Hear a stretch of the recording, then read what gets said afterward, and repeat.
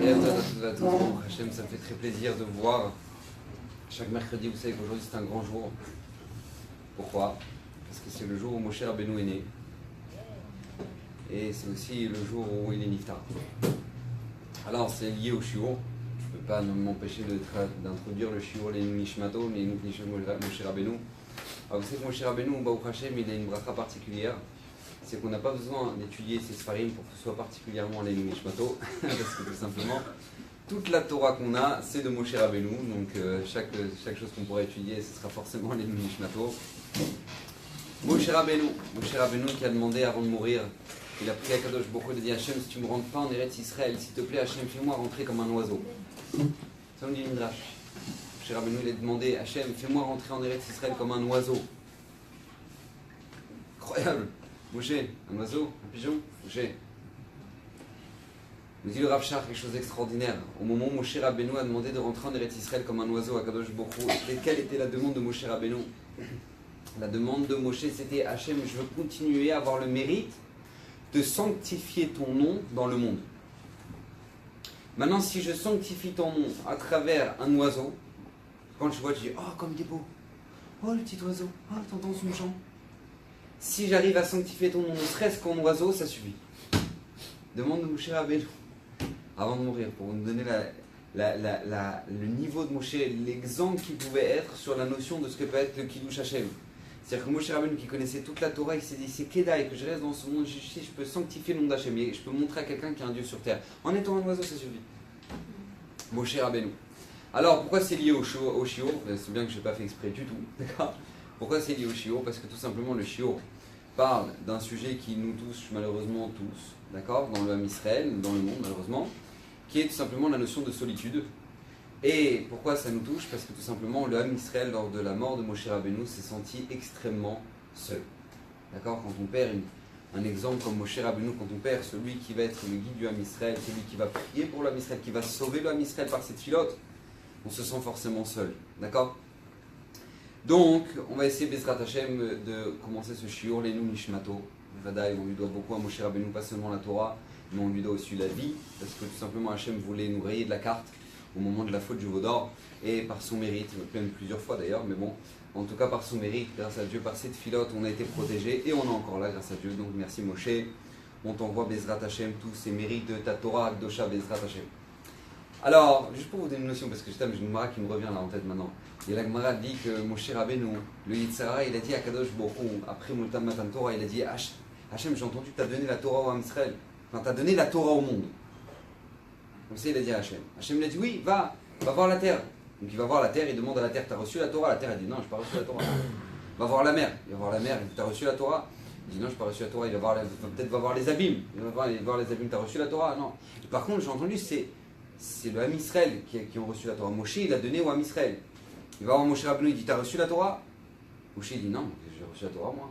J'ai reçu la Torah. Le Satan, il remonte voir Hachem, il dit non, il n'y a personne qui a reçu la Torah. Il dit si, il donne à Moshe, il a dit que non. Hachem s'adresse à Moshe, lui dit Moshe, tu n'as pas reçu la Torah? Il a dit Hachem, qu'est-ce que j'ai reçu de ta Torah?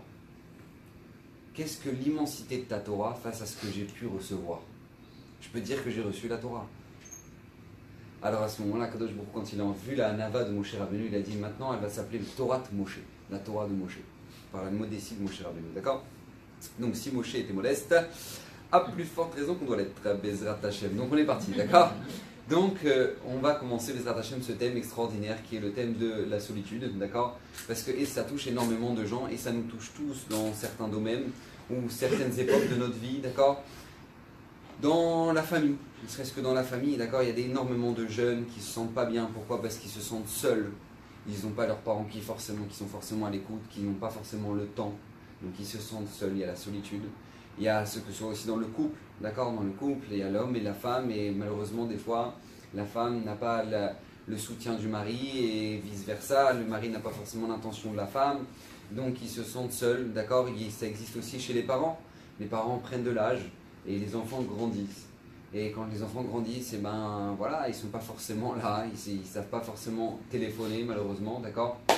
le manque de reconnaissance des enfants envers les parents. Ils ne savent pas forcément téléphoner pour montrer à leurs parents qu'on pense à eux. Merci pour tout ce que vous avez fait. Malheureusement, quand on regarde les hospices qui sont remplis de personnes âgées, et bien heureusement, la chose principale dont ils se plaignent après leur santé, c'est la solitude, d'accord? Même des fois, c'est avant même leur santé. La solitude de ne pas avoir leurs enfants qui viennent leur rendre visite, qui viennent leur parler, qui viennent... Parce que les enfants, ils n'ont pas le temps, ils ont plein de choses à faire, d'accord? Donc ça touche tous les niveaux, d'accord? Même ne serait-ce que dans la société dans laquelle on vit, la jeunesse, les adolescents se sentent seuls. Pourquoi? Parce que tout simplement, ils sentent qu'on ne les comprend pas. On ne les comprend pas. La société ne les comprend pas. On fait de eux des robots, où on ne leur demande pas tellement leur avis. Où maintenant, ils font le collège, le lycée, et après, ils font obligatoirement l'armée, etc. Et ils se sentent que, mais quand est-ce que j'existe? On m'a demandé, moi, si je voulais faire ça. Est-ce que j'ai pu faire véritablement un choix? Et ils ne sentent pas forcément qu'ils existent, d'accord? Donc ils se sentent seuls. C'est pareil pour les gens, d'accord? Dans tous les domaines de la société, les pauvres se sentent seuls. Pourquoi les pauvres se sentent seuls? Parce que tout simplement, ils ont l'impression qu'ils sont seuls d'être pauvres. Ils ont l'impression que tout le monde est riche, tout le monde a de l'argent. Et alors qu'eux, ils sont les seuls à souffrir dans le niveau de la parnassa, ils sont les seuls à avoir des difficultés, d'accord? C'est la difficulté du pauvre. Et le riche aussi, je ne sais pas si vous savez, mais les riches aussi souffrent d'une extrêmement grande solitude. Pourquoi? Parce qu'ils ont l'impression que tous les gens qui sont liés à eux, c'est parce que tout simplement, c'est par intérêt. Donc ils se sentent seuls parce qu'ils n'ont pas quelqu'un sur lequel ils peuvent véritablement compter. Quelqu'un qui est vraiment honnête à 100% et qui n'a pas d'intérêt dans leur argent et qui ne cherche pas à avoir un accord avec eux ou quoi que ce soit. Ils se sentent seuls, d'accord? C'est même les gens riches, d'accord? Donc à tous les niveaux. Dans la Torah aussi, malheureusement, d'accord? Il y a beaucoup de gens qui font tchouva, beaucoup de jeunes avec qui je parle qui font tchouva. Et quand ils font tchouva, le premier sentiment qu'ils ont, c'est de se sentir seuls. Pourquoi? Parce que quand ils font tchouva, ils se renforcent dans la Torah et les mitzvot. Et ben forcément, leurs amis, c'est plus forcément les amis que c'était. Parce que c'est des lourds, ils ont des blagues pas marrantes, ils ont des ambiances pourries. Et eux, ils ont acquis, Baruch Hashem, une maturité. C'est-à-dire, Baruch Hashem, ils ont une maturité que eux, les autres n'ont pas. Donc, ils ne se sentent pas liés aux autres. Mais d'un autre côté, voilà, ils ont quand même 16 ans, ou ils ont quand même 17 ans, ou ils ont quand même 18 ans. Donc, ils ne savent pas quoi faire, d'accord? Donc, ils se sentent seuls. Pareil dans les couples, quand il y en a un des deux dans le couple qui se renforce plus que l'un, plus que l'autre, pardon, et bien tout simplement, qu'est-ce qui se passe? La solitude. La solitude, forcément, s'installe. Pourquoi? On se sent seul. Pourquoi on se sent seul? Parce que moi, je me sens plus fort que l'autre. Alors que l'autre, il ne me comprend pas, et j'aimerais lui transmettre mon message que moi je vis, et que j'aimerais que lui aussi vive, mais il ne le ressent pas, donc on se sent seul, d'accord? Et pareil dans les épreuves de la vie, tu demandes aux jeunes qui font des études, qui font le bac, qui passent les examens, et qu'au moment où ils passent les examens, ils passent le bac, etc., les autres réussissent et eux ils ratent. Premier sentiment, c'est quoi? La solitude. C'est-à-dire que les autres, ils vont aller à l'Yeshiva, Bezrat Hashem, ils vont aller au séminaire, bien évidemment, et puis qu'est-ce qui se passe? Eux, ils se disent, non, quoi, je vais refaire encore une année, Ils se sentent seuls, vraiment, même si maintenant tout le monde peut essayer de les rassurer, ils se sentent seuls au monde. C'est-à-dire quoi, je vais aller avec les petits premières? Quoi, je vais aller avec le... Pour eux, c'est pas possible, pourquoi ils se sentent terriblement seuls, les parents qui n'ont pas d'enfants. Parents qui n'ont pas d'enfants, ils en souffrent. Maintenant, ils sont en couple, mais ils sont seuls. Et ils entendent les autres qui ont des enfants qui se plaignent. Ils disent, ouais, j'ai pas dormi la nuit, ouais, je crois que je sais pas quoi, il a toussé, et trucs et machin. Et eux, ils n'ont pas de gosses. Ils n'ont pas d'enfants. Et ils se sentent seuls. La maison est calme. La maison est toujours bien rangée. Et pour eux, ils en pleurent. Bah, chouette, ils en pleurent. Les gens qui sont malades, qui ont une maladie, et que maintenant, ils sont les seuls à l'avoir, ou ils ne veulent pas forcément le dire aux autres, et ben qu'est-ce qui se passe? Ils se sentent seuls. Pourquoi? Parce que tout simplement, voilà, ils sont seuls à affronter une épreuve que les autres n'ont pas, donc les autres ne les comprennent pas. Donc ils se sentent, le premier sentiment qui vient, c'est forcément la solitude. D'accord? Donc pourquoi je vous donne tous ces exemples-là? Pour vous montrer que ça touche bel et bien n'importe quelle personne, dans n'importe quel domaine, dans n'importe quelle époque de la vie, n'importe quelle... D'accord? Et ça touche tout le monde est touché par ça. Et nous, on va essayer de comprendre pourquoi c'est venu et qu'est-ce que la Torah en pense. Et Bezrat Hashem a un message tellement beau de la Torah à travers ça qu'on va, Bezrat Hashem, reprendre des forces. Parce que c'est Hadar et que dans une semaine c'est Purim. Donc Bezrat Hashem, ça va être la teufeu. D'accord? Donc il faut qu'on soit Bessimcha. Alors d'abord, il faut savoir que la solitude est basée sur un sentiment de base qui est que tout simplement sur lequel maintenant on n'est pas forcément conscient de ça. Mais la solitude vient que, au fond de nous, on sait que nous sommes tous uniques. Du fait que je sois unique, ça fait que forcément, au moment où maintenant j'ai une épreuve, je me sens seul. Pourquoi? Parce qu'on le sait au fond de nous qu'on n'a rien à voir avec les autres. On sait que moi, j'ai rien à voir avec l'autre, au même titre que mon visage n'a rien à voir avec le visage de l'autre, au même titre ma vie n'a rien à voir avec la vie de l'autre. Ce que je vis intérieurement, mes sentiments intérieurs, est-ce que moi je ressens, est-ce que moi ce que je vis, ce que moi j'aime, est-ce que moi j'aimerais partager, ça n'a rien à voir avec ce que l'autre aime, ce que l'autre partage, ce que l'autre a, ça n'a rien à voir. On n'a rien à voir. Et on le sait tous au fond de nous. Mais qu'est-ce qui vient alimenter ça? C'est au moment où maintenant on a une épreuve. Au moment où maintenant il nous arrive quelque chose qui n'arrive pas à l'autre, alors ça vient rajouter. Non seulement je suis seul, non seulement je suis unique, mais en plus de ça, maintenant voilà, j'ai un truc que personne n'a. J'ai une galère que personne n'a, j'ai une épreuve que personne n'a. Ça ne fait que de se rajouter sur ce qu'on sait au fond de nous, que nous sommes uniques. Mais maintenant, ce sentiment d'être unique, c'est un sentiment qu'il faut savoir qui peut être à double tranchant. Pourquoi? Parce que vous savez qu'on est dans une société qui est une société de consommation. La société de consommation, ça veut dire quoi? Ça veut dire que tout simplement, on va essayer de te programmer. C'est-à-dire quoi essayer de te programmer? C'est-à-dire que tout simplement, on va faire en sorte que ne crois pas que tu sois unique. Tu n'es pas unique. Tu es comme tout le monde. Tu as un iPhone comme tout le monde, tu aimes cette musique-là comme tout le monde, tu aimes cette mode comme tout le monde, tu aimes l'hamburger comme tout le monde. Qu'est-ce que la société veut faire à travers ça? Elle veut te ranger dans un cadre bien défini pour être sûr que tu achètes ce qu'on te dit d'acheter, que tu aimes ce qu'on te dit d'aimer et que tu t'habilles comme on te dit de t'habiller. Alors les gens pensent qu'ils existent à travers ça, or c'est faux. Parce que puisqu'au fond de toi, tu sais que tu es seul, tu es unique, et que maintenant, toi, tu dois remplir quelque chose, une mission sur Terre que personne d'autre ne peut faire. Que personne d'autre ne peut faire, il n'y a que toi qui peux le faire. Alors maintenant, quand toi, on te cadre dans une société où on te dit non, c'est bon, t'inquiète pas, ne réfléchis pas, tout est programmé. Et bien ça crée quoi dans la société? Forcément, la dépression. D'accord? La dépression, les gens sont déprimés, les gens font la tronche, les gens sont tristes, les gens sont jeunes fa. Je dis mais pourquoi? Je comprends pas. Tu t'habilles à la mode, t'es frais, tes trucs, tes machins. Pourquoi t'es pas bien? Pourquoi au fond de toi t'es pas bien? Parce qu'en fait, au fond de toi, tu n'existes pas. Au fond de toi, tu n'existes pas parce que toi, le fait que tu es unique, tu ne le réalises pas parce qu'au contraire, tu t'es rangé dans un cadre qui est que tu es comme tout le monde. Donc tu as effacé le fait que tu sois unique. Et ça, c'est un problème. Parce que tu es unique. Parce qu'Hachem t'a fait unique. Parce que si Hachem il s'est cassé la tête à te faire une tête qui est unique, et c'est pour te rappeler que tu n'as rien à voir avec l'autre. C'est pour te dire que toi, tu as un don en toi que l'autre n'a pas. Chez toi, tu as des qualités et tu as des facilités que l'autre n'a pas. Et c'est inné chez toi. Et toi maintenant, on te demande de savoir utiliser ça et en faire du bien autour de toi, créer autour de toi, construire ta vie autour de ça. Hachem, il t'a créé avec un don. Hachem, il t'a créé avec des possibilités que personne d'autre a. Hachem t'a créé avec un vécu que personne n'a. Que personne n'a. Qu'il soit bon ou qu'il soit difficile. Personne n'a ton vécu. Pourquoi personne n'a ton vécu? Parce que tu en auras besoin pour toute ta vie. Vous savez, Rav Shteman, on lui a posé la question, Zechar Tzadik Kadosh Livracha. On lui a posé la question à Rav Shteman, on lui a dit, Rav, son shamash, il a posé, j'ai entendu ça, c'était incroyable. Le shamash, il raconte qu'une fois, il a posé au Rav Shteman la question, pourquoi il ne va jamais en vacances? Vous savez que les Gdolé Israël, les grands tzadikim, les grands talmidei chachamim, ils avaient quand même des jours de repos.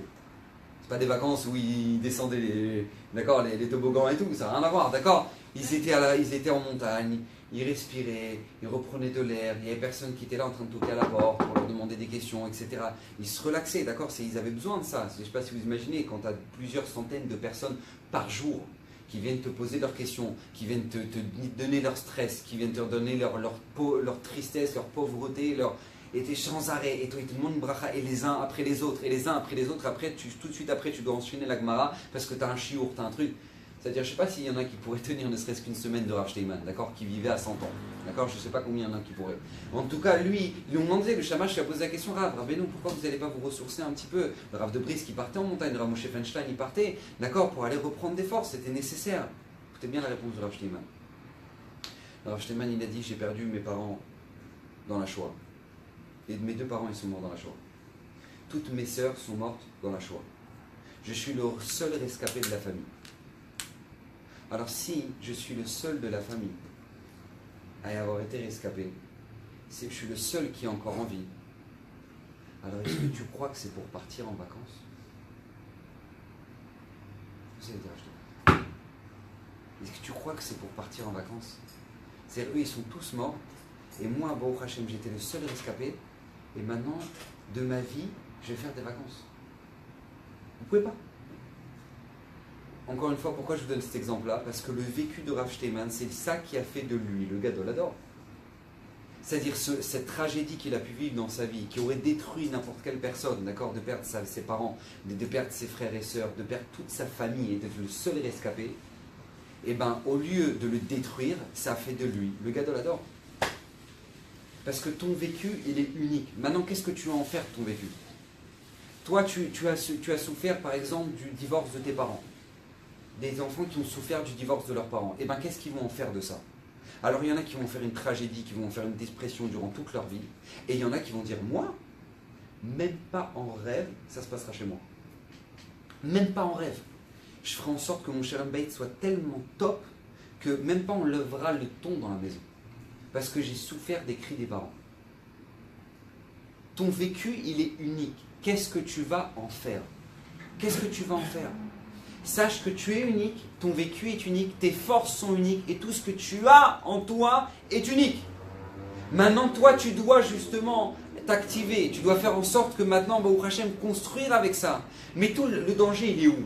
Le danger, il est très simple, Rabota, écoutez bien. Le danger, il est dans le fait que maintenant, on peut se servir du fait qu'on soit unique et de notre solitude par conséquent, parce que justement, parce qu'on est unique, alors du coup, on sent que les gens ne comprennent pas, pour se détruire malheureusement. Parce qu'il y a des gens, du fait qu'ils soient uniques, et ben ils se disent, bah tu vois, moi j'aurais aimé être comme lui. J'aurais aimé lui ressembler. J'aurais aimé être belle comme elle. J'aurais aimé beau comme lui. Et ça s'appelle se servir du fait que tu sois unique pour te détruire. Pourquoi? Parce que au lieu de le gérer comme il faut et t'en servir comme arme, et ben non, tu te détruis à cause de ça. Tu dis, ouais, mais moi, tu comprends, j'ai pas la maison de lui. Et moi, j'ai pas ça de lui comme lui. Et j'ai pas... Mais t'as rien à voir avec lui. Tu n'as rien à voir avec lui.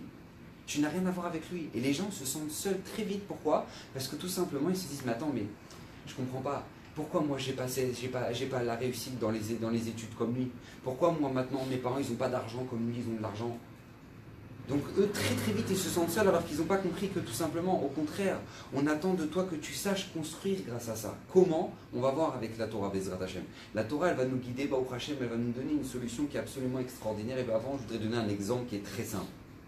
Imaginez-vous un chef de projet dans une start-up. D'accord? Un chef de projet, on l'envoie pour une mission, que lui maintenant c'est le seul à pouvoir le faire parce qu'il a fait des super études, il est top du top, d'accord? Donc lui, on l'a embauché, il est chef de projet dans une énorme start-up mondiale, on l'envoie dans tous les pays pour justement introniser la société, etc., la présenter, trouver, embaucher, etc. D'accord? Donc lui, il est chef de projet. Chef de projet. Maintenant, être chef de projet, c'est très beau. Parce que déjà, le salaire, il est de folie. Déjà, le salaire de folie. Et en plus de ça, c'est une responsabilité. D'accord? C'est une responsabilité, tu sens que tu construis, tu sens que tu fais quelque chose. Bah, au Hachem, d'accord? Tu sens que tu avances. Très bien. Ça, c'est le chef de projet. Mais le problème, c'est que n'importe quel chef de projet, il se sent seul. Pourquoi? Parce que les responsabilités, c'est sur tes épaules. Les choix, c'est sur tes épaules. Les échecs, c'est sur tes épaules. Donc à partir du moment où tu es chef de projet, forcément c'est quelque chose d'extraordinaire. Mais forcément, ça va être accompagné du sentiment de solitude. Pourquoi? Parce que personne ne pourra te conseiller. Parce que, au contraire, c'est toi la référence. Donc toi, on te jette dans un pays, on te dit voilà, maintenant il faut que tu installes la société là-bas. Toi, tu arrives, tu dis bon, ben Bezrat Hashem, on va essayer de faire ce qu'il faut. Mais toute la solitude, c'est toi qui la ressens. Parce que justement, toi, tu es en train d'embaucher des gens, mais eux, ce ne sera pas leur responsabilité. Tout est sur tes épaules. Donc forcément, tu te sentiras seul. Mais tu as un avantage extraordinaire en tant que chef de projet. Qui est quoi? Qui est que tout simplement, à partir du moment où tu as une telle responsabilité, tu as un lien avec le PDG qui est hors du commun. Pourquoi? Parce qu'il est le seul, lui, le PDG, à savoir ce qu'on attend de toi, les enjeux, et Bezrat Hashem, ce combien ça peut apporter. Donc toi, tu peux avoir un lien qui est hors du commun avec le patron, parce que justement, on attend beaucoup de toi. Rabotai, écoutez bien, le chef de projet, c'est nous dans notre vie. La start-up, c'est notre vie. Et Hachem, c'est lui le patron. C'est exactement ça la vie. On t'a envoyé dans ce monde, tu dois faire une start-up de folie qui s'appelle ta vie. Maintenant, tu t'angoisses, tu dis, attends, ma vie, c'est les enfants, les trucs, la famille, les trucs, les gosses, comment on va faire tout ça? Comment être tzadikim, je dois faire tzadikim, je dois être tzadik, comment je vais faire tout ça? T'inquiète pas, tu es comme ça avec le patron. Le patron, il est avec toi. Parce que justement, il sait qu'il peut compter sur toi. C'est toi, c'est lui qui t'a envoyé. C'est lui qui t'a envoyé et n'oublie jamais ça. Et on en a des preuves de ça dans la Torah. Yaakov Avinu. Yaakov Avinu, il se retrouve, mais seul. Mais vous savez ce que ça veut dire seul? C'est-à-dire que lui, maintenant, il a son frère qui veut lui faire la peau. Et ça. D'accord? Lui, il était chez ses parents, pépère, tranquillou, il mangeait. Maman Rivka, elle avait fait la soupe, elle avait fait les schnitzel, elle avait fait les frites, elle lui avait tout préparé, tout était bien, il étudiait la Torah, il fermait sa Gemara, il allait se coucher, il était au top du top du top. Maintenant, il y a son frère qui veut lui faire la peau. Et ça, parce qu'il lui a pris les brachot. Il se retrouve jeté. Tout l'argent, l'or, l'argent que ses parents lui ont donné pour se marier avec Rachel, Eliphaz, le fils de Esav, lui l'a pillé. Donc lui maintenant, il est avec son habit, avec son bâton, il est seul au monde, il est complètement perdu. Et à ce moment-là, qu'est-ce qu'il va faire? Il va dire un Teilim.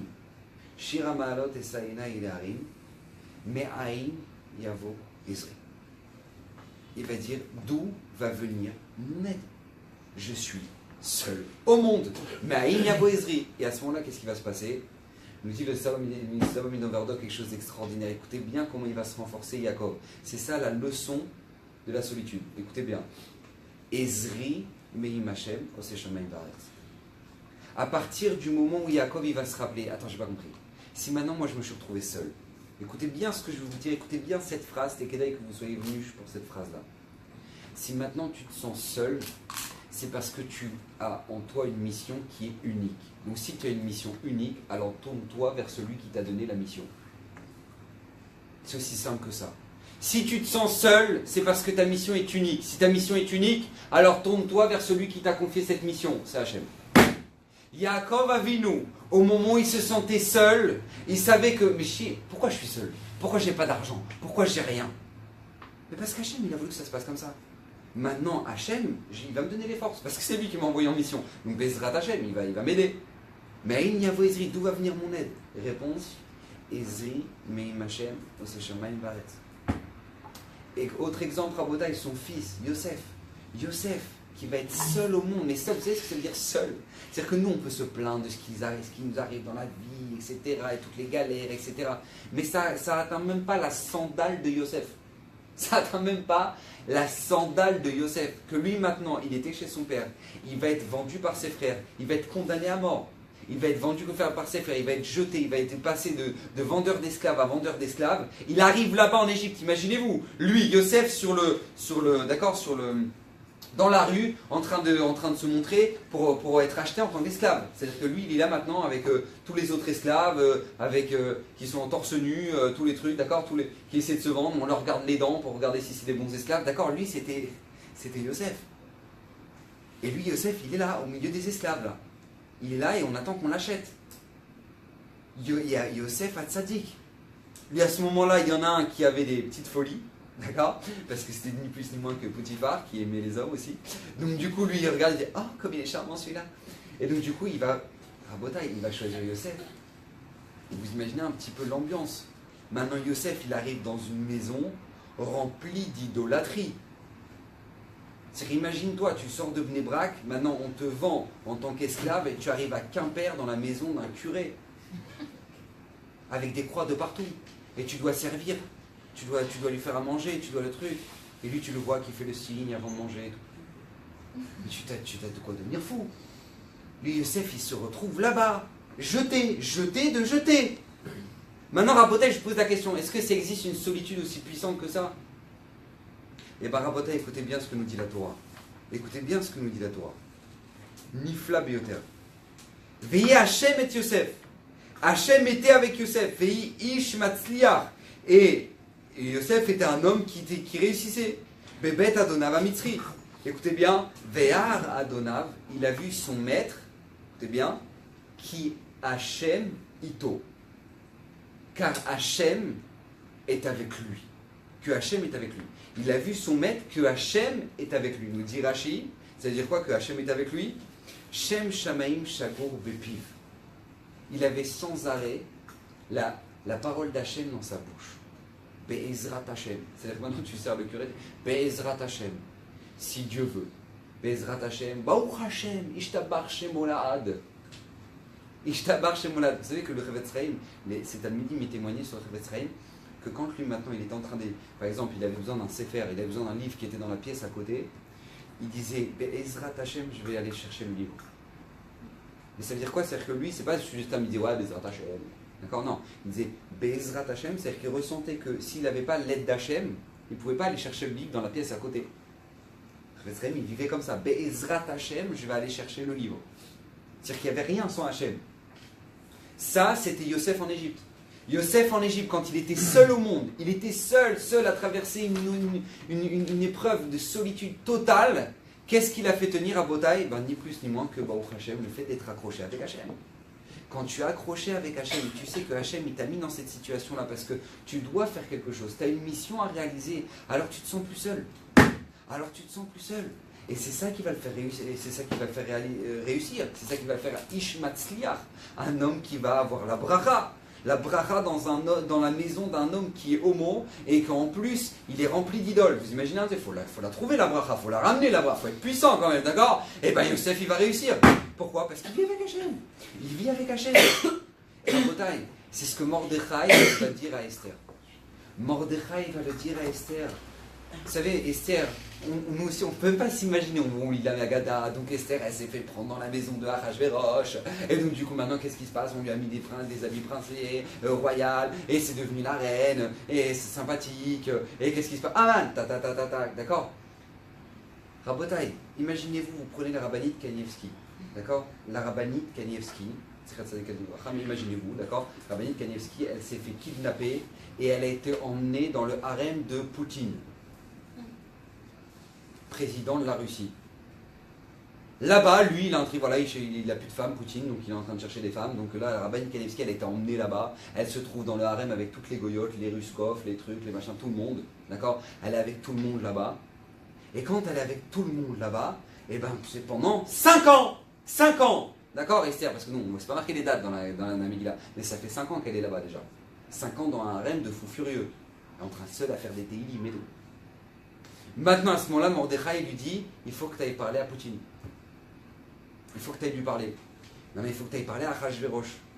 Maintenant, Esther, elle lui dit gentiment, Mordechai, aller parler à Achashverosh, c'est se faire couper la tête. Pourquoi? Parce qu'Achashverosh, quand il te convoque, alors tu as le droit de venir, mais si jamais à Achashverosh, tu viens sans qu'il te demande, tu n'as plus de roche. D'accord? Achashverosh. D'accord? Tu n'as plus de tête. C'est-à-dire que quand tu arrives maintenant sans qu'il t'ait demandé, tu n'as plus rien. T'as plus rien, c'est mort.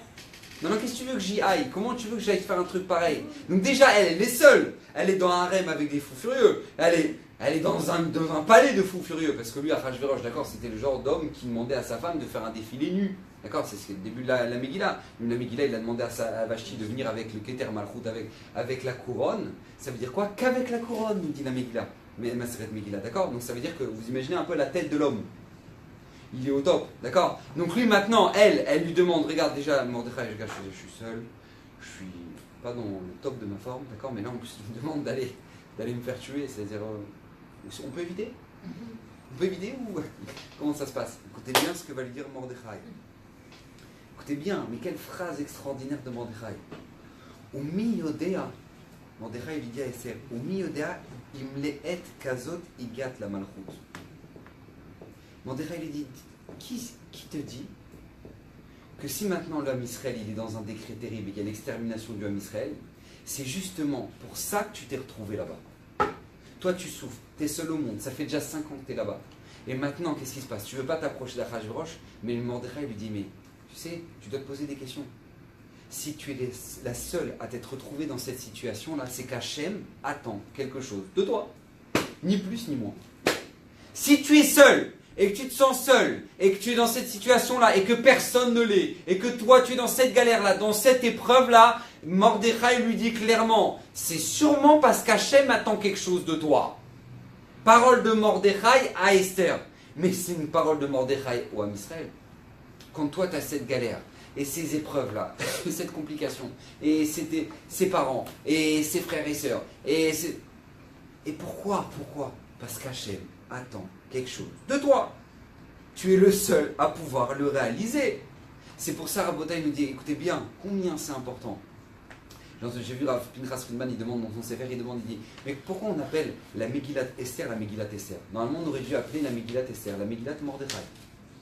Non, dans la logique, c'est comme ça. Pourquoi? Parce qu'on lit dans la Megillat Esther, on dit Vertov Mordechai et Advarim ha'ele. Mordechai, il a écrit ces paroles-là. C'est quoi Advarim ha'ele? Nous dit Rashi Ia Megillah Azot Kemochi. Toute la Megillah, qui c'est qui l'a écrit? Mordechai. Mais c'est marqué dans la Megillah. Alors pourquoi on appelle ça la Megillat Esther? On aurait dû appeler ça la Megillat Mordechai. C'est lui qui l'a écrit. Alors la réponse simple, c'est ce qu'elle nous dit la Gemara dans Megillah, c'est que tout simplement Esther, c'est elle qui a fait en sorte que ce soit pour toutes les générations. D'accord? Qu'on la lise dans toutes les générations, c'est Esther, c'est grâce à Esther. Donc c'est la première raison pour laquelle maintenant on appelle ça Megillat Esther. Mais nous dire Rav Pinchas Friedman quelque chose d'extraordinaire, écoutez bien comment le message il est nifla bioter. C'est parce qu'en fait la Géoula, la Yeshua ne pouvait venir qu'avec Esther. Pourquoi? Parce que Esther, nous dit la Megillah, écoutez bien, Esther était orpheline. Esther était orpheline. Je vous lis le passage, c'est marqué comme ça, c'est marqué Vei, Omen et Adassa I Esther, Bat Dodo, qui en a fait M. C'est qui s'occupait de Esther? C'était Mordechai, il s'est marié avec Esther, c'était sa femme, et elle n'avait ni père ni mère. Esther n'avait ni père ni mère, elle était orpheline. Pourquoi il fallait que la Géoula vienne par une femme qui était orpheline? La réponse, elle est très très simple. Nous dit le Midrash, parce que tout simplement, une femme qui est orpheline, elle va mettre tout son cœur pour prier Hachem. Elle sait que le seul qui peut le sauver, c'est Hachem. Parce que depuis qu'elle est petite, elle s'est entraînée à n'avoir ni père, ni mère. Et toutes les galères, c'est sans papa et c'est sans maman. Donc je ne peux compter sur absolument personne. Donc comme je peux compter sur personne, je peux compter uniquement sur Hachem. Une personne qui compte uniquement sur Hachem, elle ramènera la Géoula. Cette personne-là qui se sent seule, cette personne-là qui saura se tourner entièrement vers Hachem, cette personne-là qui, quand elle sera en souffrance, elle saura prendre un Teilim et dire Bezrat Hachem Akadosh Baruch Hu, sauve-moi de cette galère, mais que ne compter que sur Hachem, il n'y a que cette personne-là qui pourra ramener la Géoula. Et David Ameler nous dit dans Sefer Teilim, écoutez bien, David Ameler il dit Ad Anna tastir panecha mimeli. David Ameler il demande à Hachem, il dit mais quoi Hachem, combien de temps tu vas tourner ta face de moi? Combien Hachem je galère et combien je me sens seul? David Ameler il répond à sa question. Écoutez bien la réponse. Ad Anna eshit etzot benafshi. Tant que maintenant j'aurai encore des solutions de secours, des solutions, des plans B, tant que j'aurai des plans B, Hachem ne m'aidera pas. Parce que je ne suis pas entier avec Hachem. Je pense que toujours je pourrais m'en sortir. Mais une personne qui est entière, qui met entièrement son cœur vers Akadosh Baruch Hu, et bien tout simplement cette personne-là pourra ramener la Géoula. C'est pour ça qu'on peut comprendre la Gemara Megillah, qui est une Gemara extraordinaire. La Gemara, elle nous ramène pourquoi? Elle dit, mais pourquoi Esther, elle a invité Aman? Vous savez que, je vous remets un petit peu dans l'ambiance, Esther, elle, maintenant, elle a besoin de parler à Achashverosh pour sauver le Ham Israël, d'accord? Donc elle va vers Achashverosh pour lui demander, je t'en supplie, viens, on fait un repas ensemble. Il faut que je te parle il faut qu'on ouvre des dossiers. Maintenant, elle dit, toi et Aman. Moi, toi et Aman. Demande la Gemara, mais pourquoi elle invite Aman? Pourquoi elle invite Aman? Réponse de la Gemara, écoutez bien. Pour que le Ham Israël, quand il voit que quand Esther, elle va convoquer Achashverosh au repas et qu'elle a invité Aman, le Ham Israël se dit, c'est bon, c'est mort. On ne peut plus compter sur Esther. Pourquoi elle a fait ça, Esther? Parce que tout simplement, elle savait, Esther, que le Ham Israël compte sur elle. Elle dit c'est bon, on a comme ça dit la Gemara, on a une sœur là-bas dans le palais royal. Elle pourra nous sauver elle. Esther, comme elle savait que tout le monde compte sur elle, elle dit mais c'est pas sur moi qu'on doit compter, c'est sur Hachem qu'on doit compter. Comment je vais faire pour que le Ham Israël compte uniquement sur Hachem?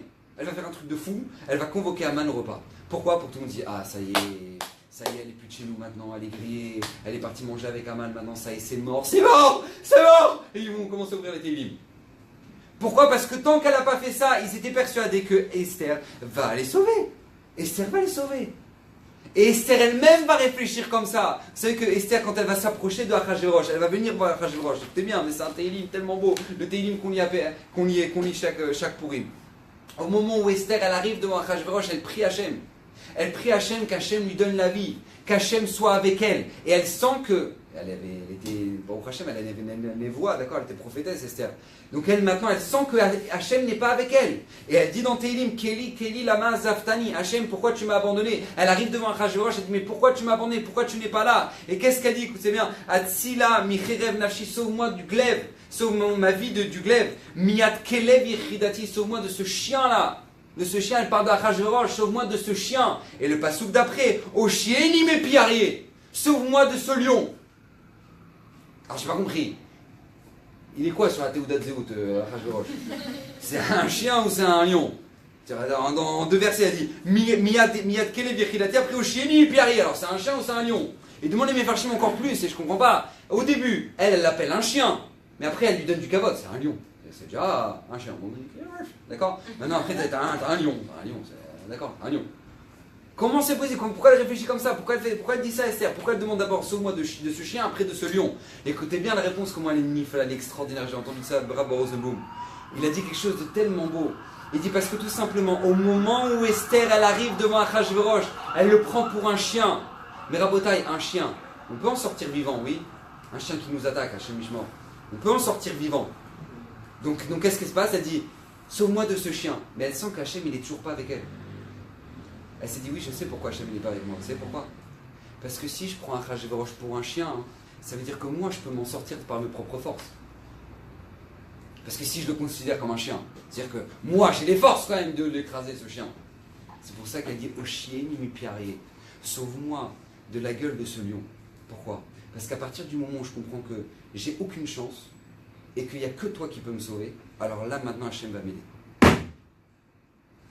La solitude, Rabotai, la solitude c'est quelque chose qui est extraordinaire parce qu'elle peut nous donner des forces que personne n'a. Il fallait une femme qui se sente seule pour amener la Géoula au Am Israël. Parce qu'à partir du moment où une personne se sent seule, elle ressent des forces, elle ressent un lien avec Hachem qui est hors du commun, Rabotai, qui est hors du commun. Demandez mes farchim, j'ai vu le Maor Enaïm, il pose la question, une question extraordinaire. Il dit pourquoi on appelle le mois de Hadar le Chodesh de Simcha. Mishin Nichnas Hadar Marbim Be Simcha. Pourquoi Hadar? Pourquoi le mois de Hadar on dit voilà Mishin Nichnas Hadar Marbim Be Simcha, on va jouer la Simcha? C'est le mois où on a eu la délivrance, Hadar? Non, quand on regarde la Megillat Esther, quand est-ce que ça s'est passé? Quand est-ce qu'elle s'est passée l'essentiel de l'histoire de la Megillat Esther? À Pessah. À Pessah. Aman il a fait le décret sur le Ham Israël avant Pessah. À Pessah, Esther, elle a dit le torlou et le tishtou. Ouais. Je me souviens plus exactement si c'était le mot, mais en tout cas, elle dit al tishtou val torlou. Ne buvez pas, ne mangez pas. Ça veut dire quoi, nous dit la Gemara? Ne buvez pas les 4 verres de vin et ne mangez pas les matzot à Pessah. On jeûne. 3 jours de jeûne. À Pessah, ça s'est passé. Et Motsé Pessah, qu'est-ce qui s'est passé? Elle a fait le festin avec Achashverosh et dans la nuit, il est mort. Il est mort pendant quoi la mois de Pessah? Motsé, le premier jour de Yom Tov de Pessah, et ben Aman était pendu. Donc c'est à Pessah qu'on a été délivré, c'est pas en mois de Hadar. En mois de Hadar, c'est juste le décret de Haman. Haman, il a dit, voilà, on va tous les exterminer au mois de Hadar. Mais il ne s'est rien passé au mois de Hadar. C'est l'année d'après.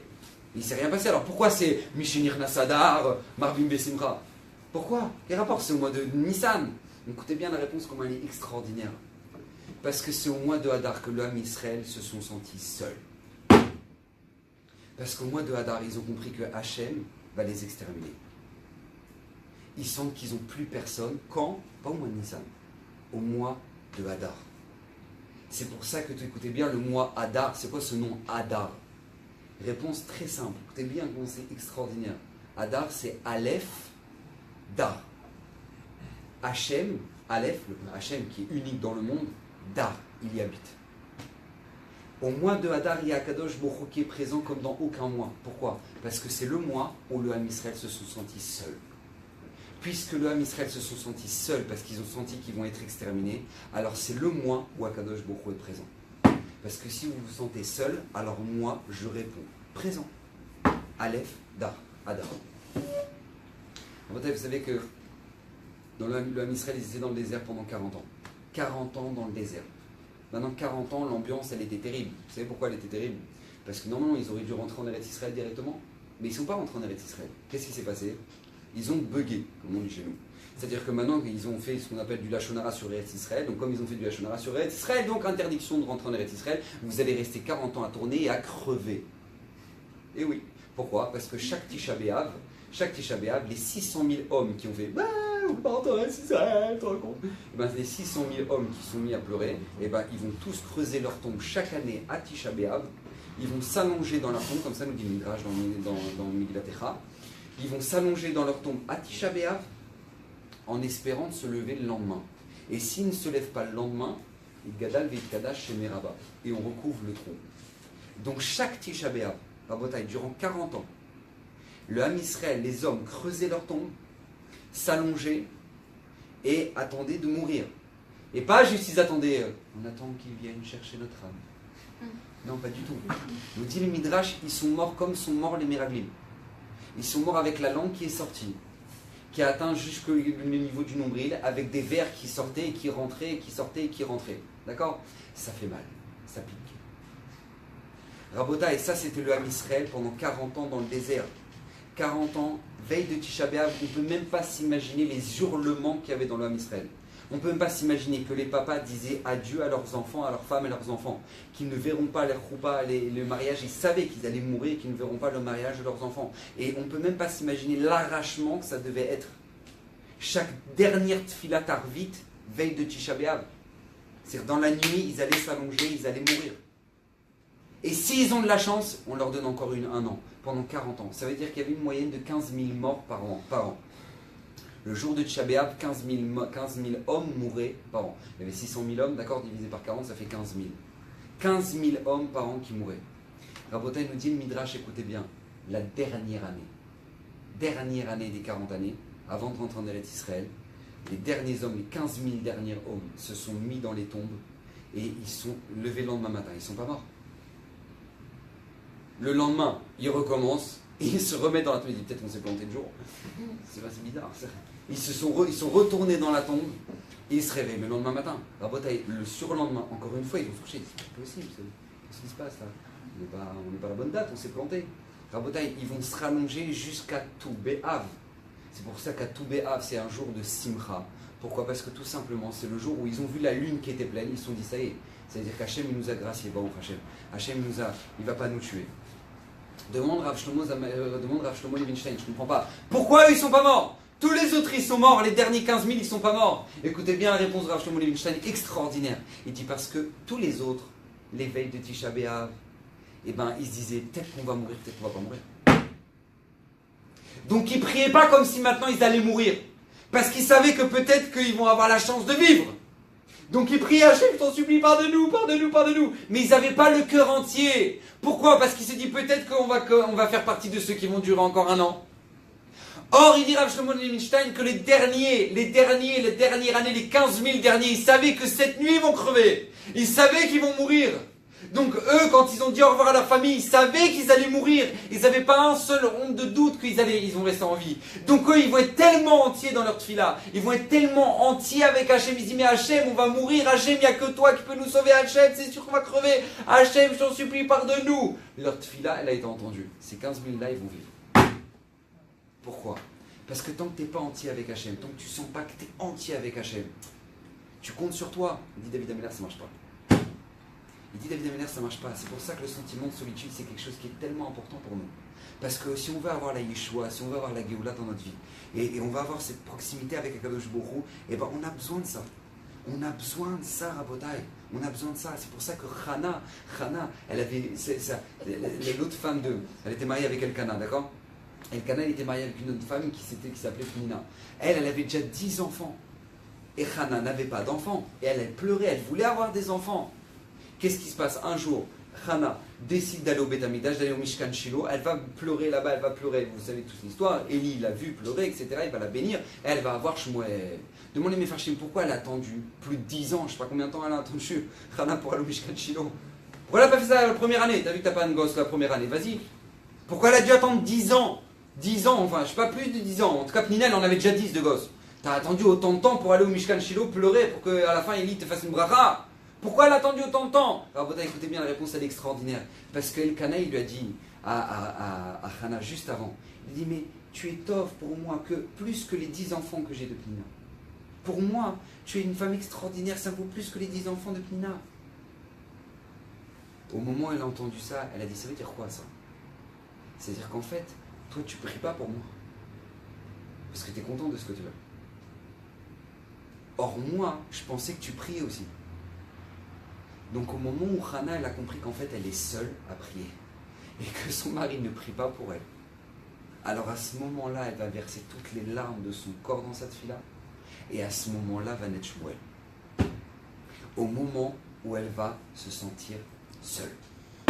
C'est ça qui va lui ramener la Yeshua dans sa vie. Alors, vous savez, il y a un couple Pendant 14 ans, ils n'avaient pas d'enfants. Une histoire vraie, je l'ai vue dans les Sfarim. Extraordinaire, je me souviens plus si c'est Rabbi Israël Berchen qui raconte, mais je ne me rappelle plus. En tout cas, 14 ans sans enfants, 14 ans, ils essayent, etc. Et ils sont pris en charge par une équipe médicale, etc., qui s'occupe d'eux pour essayer de faire en sorte qu'ils puissent avoir des enfants. Et avant de s'occuper, ils ont voyagé, mais je crois, aux États-Unis, je ne me rappelle plus exactement le détail de l'histoire, mais en tout cas, ils ont voyagé dans une des meilleures équipes médicales qui existent pour pouvoir avoir des enfants. Et ils remplissent avant un formulaire. Et dans le formulaire, il y avait comme question, une fois que vous aurez votre enfant, quelle sera la personne que vous aimerez le plus au monde? C'était la question. Il y a une question pour savoir si les parents ils sont normaux, d'accord? C'est important de savoir. Donc maintenant, est-ce que maintenant, une fois que vous aurez cet enfant, quelle sera la personne que vous aimerez le plus au monde? Les deux, alors qu'ils n'étaient pas l'un d'un côté, ils n'ont pas copié. Les deux, ils ont écrit Hachem. Hachem. Et ils attendent, ils n'ont pas de rendez-vous. Ils attendent, ils n'ont pas de rendez-vous. Ils rappellent, ils entendent que leur dossier a été rejeté. Parce que nous, on pourrait savoir au moins pourquoi, quel est le problème, pourquoi on a été rejeté. Et je vous dis la vérité, l'infirmière, elle m'a dit, je vous dis la vérité, je sais moi pourquoi. Je vous dis, mais parce que quand on vous a posé la question, quelle sera la personne que vous aimerez le plus au monde, vous avez répondu Hachem. Et les médecins, ils ne confient pas un enfant dans les mains de parents qui aiment le plus Hachem. C'est dangereux pour eux. Ils disent c'est des parents qui sont déséquilibrés, qui sont pas bien, ils sont pas très stables, donc ils veulent pas. Ils raccrochent. Le mari regarde sa femme et dit on a tout fait. On a tout fait. On a tout fait et Akadosh Baruch Hu sait que si maintenant il nous donne un enfant, ben c'est lui qu'on aimera le plus. 9 mois après elle accouche. 9 mois après elle accouche. Pourquoi? Parce qu'à partir du moment où toi maintenant, tu mets tout ton espoir en Hachem, tout ton espoir, tu l'as mis en Hachem. J'ai entendu cette histoire extraordinaire. Là, il y a un couple aussi qui n'arrivait pas à avoir des enfants. Ils ont attendu des années. C'est un très bon ami de Ashdod qui m'a raconté ça. Il m'a raconté cette histoire qu'il a entendue du rap, un des raps de Ashdod, je ne sais pas exactement, mais en tout cas, il m'a dit qu'il y avait un couple qui n'arrivait pas à avoir des enfants pendant des années. Ils attendaient un enfant. Et qu'est-ce qui s'est passé? Au moment où maintenant ils étaient dans l'attente, le médecin leur dit « Je suis désolé, je suis vraiment navré. » Leur médecin qui les a suivis pendant des années, on ne pourra rien faire, on n'y arrive pas, je suis désolé. Alors, les parents, ils rentrent chez eux, ils étaient très tristes, même, vous pouvez vous imaginer, d'accord? Savoir que, on a tamponné qu'ils n'auront pas d'enfants. Alors à ce moment-là, le père, il décide de faire un sioum chez lui. Sioum Maseret de Gemara. Sioum chez lui, il invite tout le monde, et comme il a passé beaucoup de temps avec le médecin, il convoque le médecin. Il dit voilà, on aimerait beaucoup que vous veniez au Sioum parce qu'on vous aime énormément, vous avez passé beaucoup de temps à nos côtés, etc. Donc vous soyez... Il dit d'accord, Bezrat Hashem. Maintenant, Chiloni, il est gamré, d'accord, il n'est pas du tout religieux, rien du tout. À l'ouest, gentil à l'ouest. Donc maintenant, qu'est-ce qui se passe? Donc il vient au Sioum, etc. Et à ce moment-là, le père, il prend le micro et il dit vous vous attendez tous que je vous souhaite que je fasse un Sioum Maseret, un Sioum de Gemara. Or, c'est faux. Je viens aujourd'hui fêter un Sioum de Ishtaklut. Un sioum d'effort. Pourquoi? Parce qu'on a essayé d'avoir des enfants. Et pendant des années, on a fait des efforts pour essayer d'avoir des enfants. Maintenant, ça ne marche pas. Donc on dit à Kadosh Baruch Hu, voilà, nous on a fait notre part. On a fini de faire notre part. Maintenant, à Kadosh Baruch Hu, ce sera à toi. C'est entièrement à toi. Tout est entre tes mains. On a fini, donc on a fait un sioum. Rabotai, 9 mois après, un bébé. 9 mois après un bébé. Parce que Rabotai, la solitude, elle donne une force qui est hors du commun. Hors du commun. Et c'est ça qui peut nous aider. Parce qu'on est tous uniques. On est tous uniques, et je vous l'ai dit, si on est tous uniques, c'est parce qu'on a tous une mission qui est unique. Et si on a une mission qui est unique, alors on doit se tourner vers qui? Vers celui qui nous a donné notre mission. Hachem. Hachem. C'est lui qui nous a donné notre mission, et lui, il peut nous ramener la Yeshua. Lui, il peut nous ramener la Géoula, Rabotai. Et Hachem veut ça. La preuve, c'est que pendant 40 ans dans le désert, pendant 40 ans, les parents allaient se coucher le soir sans avoir une seule miette de quoi nourrir leurs enfants le lendemain. Sans rien. Wallo. 40 ans où ils attendaient la manne qui descend du ciel chaque matin, en espérant que ça va nourrir les 10 marmots. C'est-à-dire qu'ils n'avaient rien. Ils n'avaient rien de rien de rien. Pas une miette à garder le lendemain. Papa, on n'a plus rien, on n'a plus rien. Le frigo, il est vide. On n'a rien. Pourquoi Hachem il a fait ça? Parce que tout simplement Hachem savait que le lien qu'il pourrait avoir avec l'homme Israël, c'est au moment où il les met dans une situation où ils sont seuls. Voilà, maintenant que vous vous sentez que vous ne dépendez que de moi, Hachem va faire des miracles pour vous. pour nous apprendre qu'à partir du moment où on se sent seul, Hachem peut faire des miracles. C'est ça tout le secret de la Megillah. Le secret de la Megillah ne pouvait venir, on dit le Midrash, que par Esther, qui était seule, qui était sans père ni mère. Une femme qui est sans père ni mère, et bien tout simplement elle va pouvoir mettre tout son cœur dans la tefila pour amener la Géoula au Am Israël. La Géoula au Am Israël. Rabotaï, on doit savoir, on ne doit pas avoir peur. Au moment où on sent des moments de solitude dans notre vie, pour n'importe quelle épreuve, n'importe quelle difficulté, si on est seul, c'est parce qu'on a une mission qui nous est propre. Si notre mission nous est propre, alors Akadosh Baruch Hu est là pour nous soutenir. Donc Bezrat Hashem, que Akadosh Baruch Hu vous aide, vous donne beaucoup d'Atzlacha, beaucoup de réussite, qu'on puisse être toute notre vie aux côtés d'Akadosh Baruch Hu, Bezrat Hashem, et qu'on puisse, Bezrat Hashem, avoir la Simcha. Que des